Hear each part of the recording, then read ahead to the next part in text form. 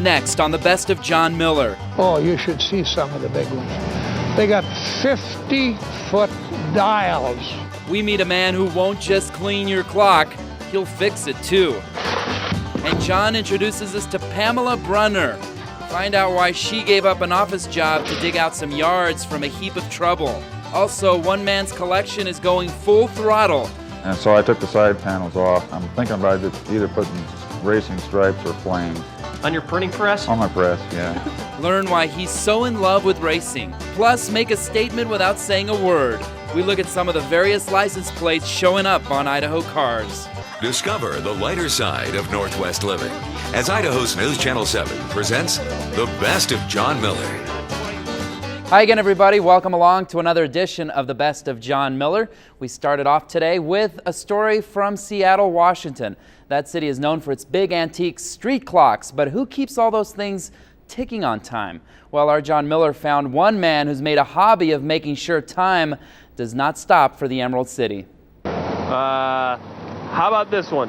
Ask Amby Ambier about any street clock, anywhere. All right, 4th and Pike. That's a dandy. This one? That's the jewel of all clocks. That one? Oh, Amby's got a clock book that tells you everything, and a business card that tells you nothing. No job, no money, no office, no phone, no business, but you got all the time in the world. yeah. Time is, in fact, all he really needs to fix all those old broken clocks. Time, and in this case, 110 volts of electricity. Now let's see what the Sam Hill we got here. Aren't you afraid of getting zapped by one of these things? It's only 110. that don't kill anybody. But it might help him get this old red clock going after so many years, just like he fixed the one at the ferry dock. This is more than 120 years old. Yeah. And the one in the north end of town. Oh, it's about 110 years old. Really? Yeah. That's super. Especially considering some companies would charge tens of thousands of dollars to restore a clock like this. Amby did it for 89 bucks. Yeah. Why? It's better than hanging around a pool hall. Oh, you should see some of the big ones. They got 50-foot dials. By now you're thinking there's no way Amby can remember every detail of every part of every clock. No. Just give him a second. Yeah. Why are you so fascinated with time? It's a tremendous, interesting subject. Tremendously important to Amby and all who've watched old clocks like this not work for so many years. Those who finally looked out their window and saw... It's working. Father Time has struck again. If only for a minute. It'll need a little more TLC. Amby proving you don't necessarily need $1 million to keep those old clocks running. You need an old timer. No pun intended. Get it? No old timer? Well, that's part of it. Money is the least of things to worry about. Yeah. Time is what counts. Yeah. Now check this out. Amby says Seattle used to have a law that if you had one of those old clocks in front of your business and it was ever wrong, you could actually be sued if it caused someone to be late for an appointment. Very harsh. Okay, coming up now, owning a pet is almost like having an extra kid. Need some help shouldering that load? Well, you're about to meet a woman who, for a small fee, will lend a hand and a shovel. The perfect scoop for John Miller. You can bet it's the last thing Pam Brunner's son hears every morning on the way to school. Love you. Wash your hands. There's a good reason washing hands is a big rule in the Brunner household. The maid has arrived. It's all because of what this working mom, in her deep boots and thick gloves, has chosen to do. Very good. Yeah. Very good. That's a new one, isn't it? You picked a new joke that I have not heard. Which is odd, because in Pam's line of work, Whoop scooper. she's heard them all. This ain't no high heel skirt wearing 9-to-5er, is it? No, it's not. And that's what I used to wear, suits downtown Seattle. What did you used to do? Office manager, receptionist. Pam says shuffling those duties wasn't any more gratifying than shoveling these duties. No, I love being outside. So you'd like to say you're finished, but unfortunately, duty calls. Another day, another pile. All right. So how many of these do you have? How many customers or how many jobs? How many customers? 125. Wow. 126. picked one new one up. Hi, Joey. That's Zoe, and that's Biscuit, and that's Spanky. That's who over there? That's Biscuit. Appropriately named, says Pam, who carries the keys to clean up after what seems like half the dogs and cats and every horse, of course, in the county. You're just a general do-gooder. I didn't even mean that one. A good doer. Doer. I'm a doer. I do good with do. Any do will do. Yes, okay, stop.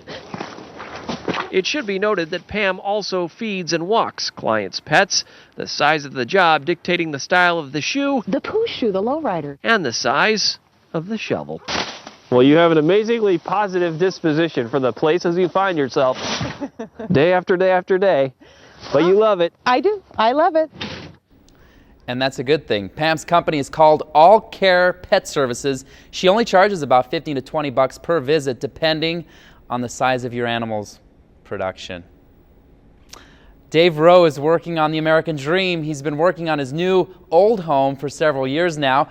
But before he could do the work, he had to get the house in place. John shows us this moving adventure. Some people chase a dream, and some people have dream houses, and some people chase their dream houses down a road through the county. Yeah, I guess you might say that. That'd be Dave Rowe's dream house, the one moving into the right side of your screen right now. This house used to be my dad's house, built in about 1906, and it's changed hands a few times, and then I've acquired it back. The guy wanted me to tear this house down, and so instead of tearing it down, I'm gonna restore it and save it. After he moves it from one end of the valley to the other. About 20 miles. 20 miles? Yeah. At breakneck speed here, huh? Yeah.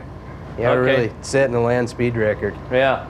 Yeah. That's easier this way. You don't have to pick up any of your furniture or anything. You just have to move a couple hundred power lines and some tree limbs. Yeah, you don't have to wear your seatbelt. Or maybe you should. What's this? You're in the dining room now. The dining room, and I Yeah. love the view. You know what I love yeah. about the view? It keeps on changing. Yeah, if you don't like it, it'll change in a minute. It's a pretty big houseboat, isn't it? Does the scenery change much around here? No, not much. Except for when a house goes by, Yeah, huh? just when a house goes by. That ain't very often. What's the move gonna cost you? I was looking at about 15,000 to move this. Yeah, that's something. Something for nothing, really, because the house didn't cost Dave a dime, and the chance of saving this century-old piece of his family's past is priceless. It's gonna take a little elbow grease to get it tuned up, I think. Once you get it done, it's gonna be worth it? Oh yeah, yeah.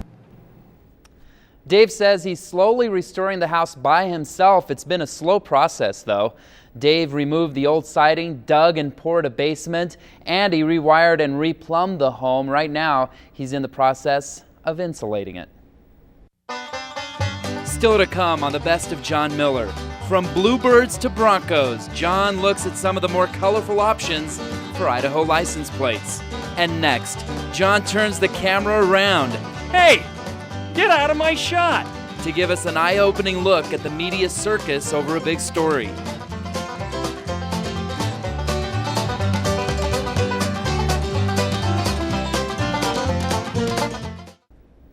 Welcome back to the show. Back in January of 1998, a McCall teacher named Barbara Morgan filled the headlines in the Treasure Valley. NASA called her up as they resurrected the Teacher in Space program, and journalists from around the country came calling, wanting to know more about her. We asked John to help out on this big story for his perspective behind the cameras. This story is mainly for my mother, who called me up from Chicago last week and said, "Hey, is anyone doing a story on that teacher astronaut from Idaho? You know, that could be a good story for you." Yeah, me and the rest of the free world. How many network, news organizations, whatever, are you guys handling right now? Got Fox, got CNN, got C-SPAN, got ABC, NBC, and MSNBC, so I guess we're doing 6. That's David Mills. You might remember him as Idaho Life reporter David Mills before I came along. Hey, John. Dave had some pretty weird moments. What tape is the kangaroo boxing on? Kangaroo boxing doesn't exist anymore. Actually, it does. You see, 13 years ago, David boxed a kangaroo on live television, which isn't that different from what he does now, running satellite live shots for the networks. It's mass chaos everywhere. Everyone standing around in piles of cable trying to get good position while screaming, "Hey, get out of my shot!" Pictures are popping everywhere, everyone taking pictures of everything, even taking pictures of me until they finally start taking pictures of each other. And while network producers worry about cameras and satellites and time, little Heidi Bodine has yet another question. And how's your husband? He's great. Could you possibly ask one more question? Can I ask more questions during a news conference? But you know what? She kept looking at me, kind of like, ask me a question, keep this going. So what can I do? It's my job as a reporter. And somehow a job well done by everyone. For Boise, I would consider this a media circus, I guess. Even for a guy who boxes kangaroos. Just another day at the office. Wouldn't Mom be proud? I just want to know who won that kangaroo boxing match. Never did find that out. I'll have to ask David Mills that next time I see him. According to NASA's website, Morgan is set to go into space later this year. Still ahead, meet Steve Towery. I think there's a spot back there. Yeah. We'll show you a very fast collection he's slowly gathered over time. And next, John spends the day with a man who really keeps an eye on the gas prices. I feel a sinking feeling, like, oh, not again. Find out why a few extra pennies at the pump means more to him when the best of John Miller continues.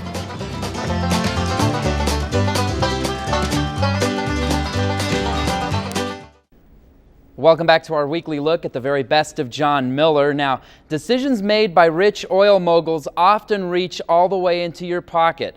They have a whole lot of say in how much you pay for gasoline, but one Treasure Valley man keeps a much closer tab on gas prices. Thank you. It's not hard to see why B.A. Langley calls his delivery business PDQ. You do move pretty darn quick. That's what it's all about. B.A. can always beat the clock, but this one-man, one-van operation is having trouble keeping up with the cost of gas. But every time you go by one of these gas stations and look up at that sign, I just feel a sinking feeling, like, oh, not again. Because every increase means a few more dollars every time he fills up, which is almost every day. so that can get up to about a couple $100 a month. Oh, easily. They're saying gas prices could go up $2 by later this summer. What's $2 a gallon going to do to this business? Well, if I don't pass it on, I'm going to be out of business. That's all there is to it. You can blame the government, you can blame the refiners or the distributors. B.A. Langley doesn't have time to blame anyone. Excuse me a minute, I got to take care of this customer. I have seen actually 30 delivery services go under since I've been here. Since he got this idea 15 years ago. So I hocked a camera, got me $30. And PDQ was born. Yeah. But these may be signs of changing times. Want to scream, cry, cuss, whatever. You know, I just like to know where the money's going. It isn't in your pocketbook. It isn't in my pocket, that's for sure. Which makes PDQ's bottom line pretty darn clear. Gas is costing pretty darn much. All right. Your profits are going down pretty darn fast. All right. If something doesn't happen pretty darn soon, I'm going to be pretty dang out of business. We talked to B.A. this week, in fact, and he says despite the higher gas prices, he hasn't raised his prices since our story originally aired. That's awesome. B.A. is in his 19th year of deliveries. He originally started his business with an investment of $30. Later on the Best of John Miller, they're a chance for you to show some personality on your car without a bumper sticker. Whether they win the series or not. We look at Idaho's very wide variety of license plates. And next, let's get up to speed with one man's hobby. You really can't live without it. Join John for a fast-paced trip through a racing collection.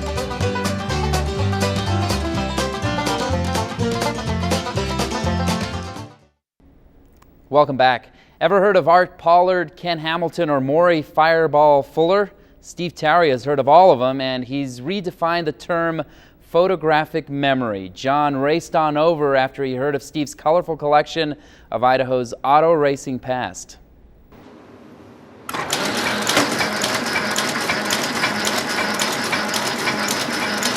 Well, it all began really when my brother took me to Meridian Speedway. It was in 1963. The result, 37 years later, is Steve Towery's printing profession and passion for pictures. Another beauty, huh? Yeah. A finished photo of a photo finish. I think there's a spot back there. Yeah.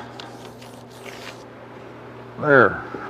Front motor Frank. And Fireball Fuller. And Glenn Naylor. And photo after photo after photo of anyone who's ever crossed a finish line in the Treasure Valley. Like Tom Sneva, who won the Indy 500. And local favorite Davey Hamilton. There must be so many hundred pictures in here. Hanging over his collection of cars and trophies. I imagine if it's ever been made into a model or a die cast or anything, you've got it in here, huh?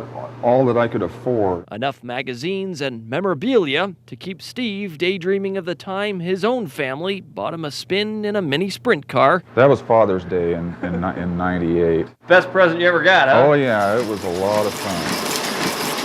Otherwise, you just keep the press going, press rolling, cranking out the photos. Yeah. One after another, this printing press as mechanically close as Steve may ever get to owning a real race car. And so I took the side panels off. I'm thinking about either putting racing stripes or flames. On your printing press? On my press, yeah. An insatiable need for speed, or at least a good color copy. Steve says once you felt it, you really can't live without it. It's in your blood, huh? It is. It's definitely in my blood. Those pictures are awesome. Steve's planning to actually write a book with a friend. It will be a collaboration of Idaho's unsung racing heroes of years gone by. You could be seeing a lot more color on the roads these days. Oh, I got a brand new one I'm going to go get. I'll be the first one in the state to get it. When the best of John Miller returns, we wade through the sea of customized license plates.